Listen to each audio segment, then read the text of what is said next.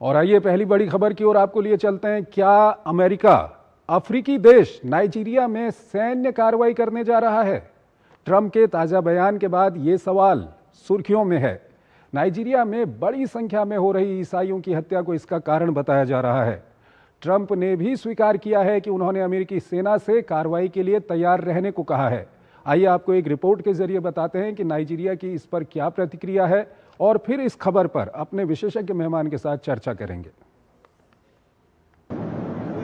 Ukraine और Gaza में शांति की राह निकालते निकालते लगता है कि राष्ट्रपति डोनाल्ड ट्रंप अमेरिका को ही किसी जंग में झोंक देंगे।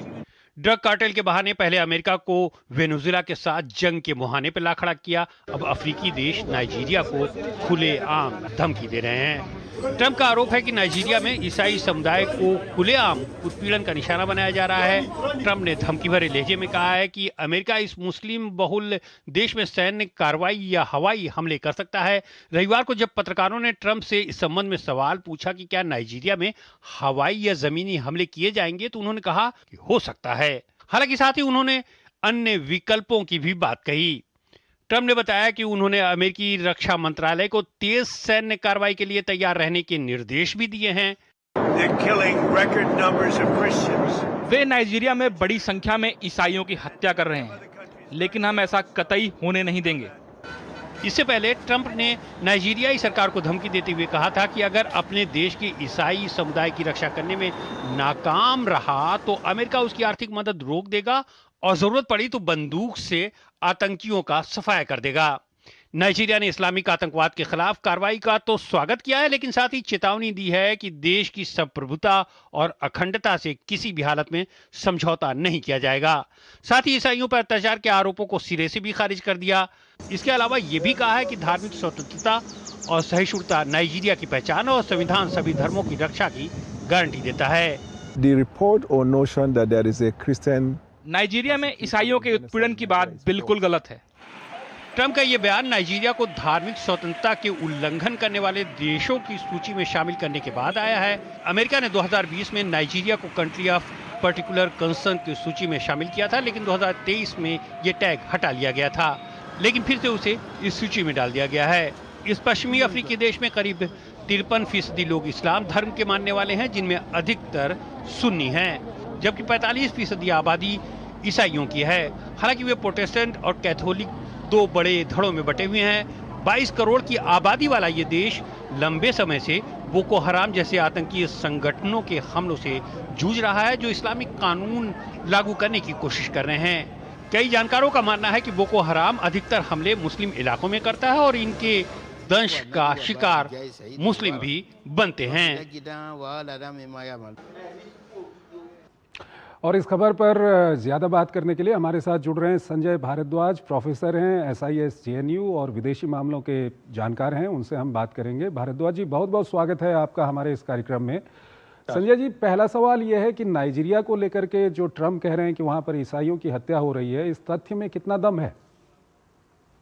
देखिए, निश्चित रूप से वहाँ पर जिस तरीके के एथनिक और सेक्टेरियन जो कॉन्फ्लिक्ट चल रहे हैं नाइजीरिया में, वो एक चिंता का विषय है। वहाँ पे लगभग 10,000 लोग अभी तक मारे जा चुके हैं और इसमें दो जो खास जो इसमें संगठन काम कर रहे हैं, वो एक निश्चित रूप से बोको हराम है और दूसरा जो Islamic state of western Africa active है। और वो ना केवल नाइजीरिया में ही एक्टिव है, वो पड़ोसी देश कैमरून, चाड, इन देशों में भी एक्टिव है। और इनका जो मोटिव है वो बेसिकली सलाफी इस्लामिज्म की बात करते हैं। ये जो शरिया रूल्स के माध्यम से या सुन्नी कट्टरपंथ को आगे बढ़ाने की बात करते हैं। तो वहां पर जो कॉन्फ्लिक्ट चल रहा है वो निश्चित रूप से एक चिंता का विषय है। लेकिन ये बात भी है कि जो वहां पे इलेक्टेड गवर्नमेंट है, जो प्रेसिडेंट है, वो कोशिश कर रहे हैं कि वहां पे कम्युनल हार्मनी रहे और किसी भी पक्ष को, किसी भी धर्म के लोगों को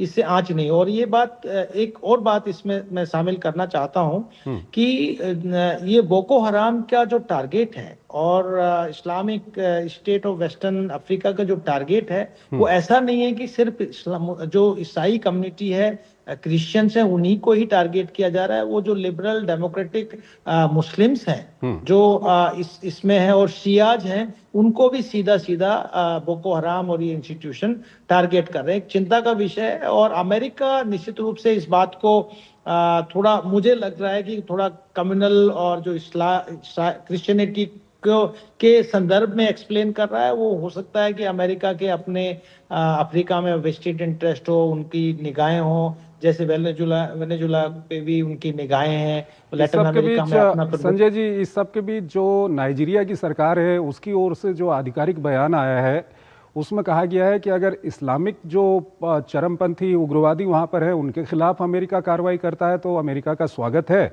लेकिन संप्रभुत्व और अखंडता को लेकर के हम कोई समझौता नहीं करेंगे। इसको कैसे देखते हैं?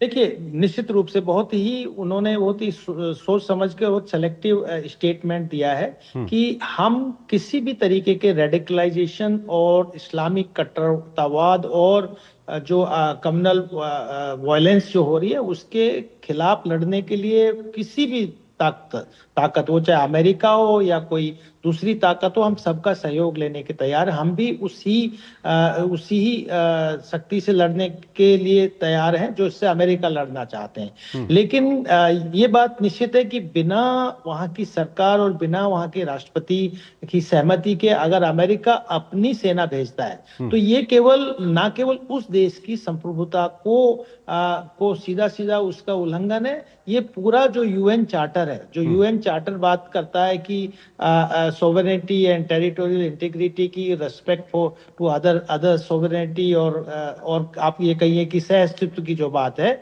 उसका भी वायलेशन होता है। तो मुझे लगता है कि ट्रंप इस तरीके का कोई भी कार्रवाई नहीं करेंगे जो नाइजीरिया की सोवरेनिटी का सीधा सीधा उल्लंघन हो।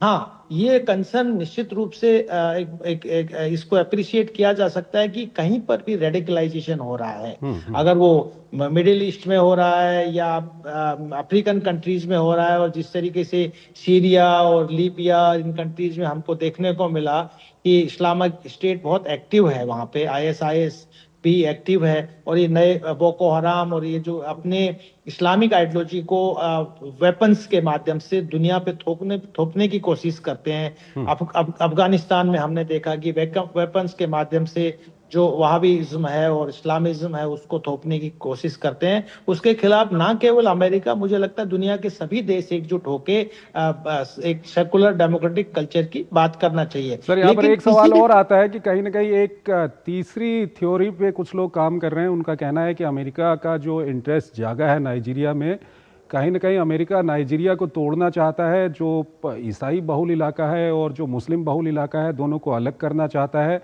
क्या अमेरिका का ऐसा कोई मोटिव भी हो सकता है जो केवल जो इस्लामिक स्टेट या बोको हरम से लड़ने के अलावा कुछ और? देखिए, वेस्टर्न पावर्स का और हेजेमोनिक पावर का हमेशा डिवाइड एंड रूल का पॉलिसी रहता है। वो डिवाइड करके एक तरीके से इस तरीके की वेस्टर्न और वेस्टफेलियन आइडियोलॉजी को आगे बढ़ाते हैं। लेकिन एक और मैं बात आपके माध्यम से जोड़ना चाहता हूं कि अमेरिका के अपने जो वेस्टेड और जो इंपीरियलिस्ट इंटरेस्ट होते हैं, क्योंकि अफ्रीकन कंट्रीज में मिनरल रिच कंट्रीज हैं, क्रिटिकल मिनरल्स इन देशों में है, चाइना का वहां प्रभुत्व बढ़ता जा रहा है। तो अमेरिका चाहे वो ह्यूमन राइट्स हो, डेमोक्रेसी हो, कम्युनल राइट्स हो, इनके माध्यम से दोबारा से अपने प्रभुत्व को इन देशों में मजबूत करना चाहता है। मुझे लगता है उसी कड़ी में नाइजीरिया में भी ट्रंप ने साफ साफ कहा कि हम मिलिट्री एक्शन लेंगे। अब वो मिलिट्री एक्शन यूएन चार्टर के हिसाब से लेंगे या फिर वो एकदम हेजेमॉन के रूप में लेंगे, ये एक विषय है जिसको दुनिया देखेगी और दुनिया संज्ञान लेगी। और इस तरीके की जो ताकत है जो अपने वेस्टेड इंटरेस्ट के लिए अगर किसी भी सोवरेनिटी का वायलेंस करती है तो वो ठीक नहीं होगा। तो मुझे लगता है कॉन्स्टिट्यूशनली लीगली वहां की जो इलेक्टेड सरकार है और वहां पर जो वहां पे प्रशासन है, जो तंत्र है, वो अमेरिकन पैटर्न का है। अमेरिका को ही नकल किया हुआ वहां पे पूरा प्रशासन है। वहां पे फेडरल रिपब्लिकन गवर्नमेंट है, प्रेसिडेंट पावरफुल होता है।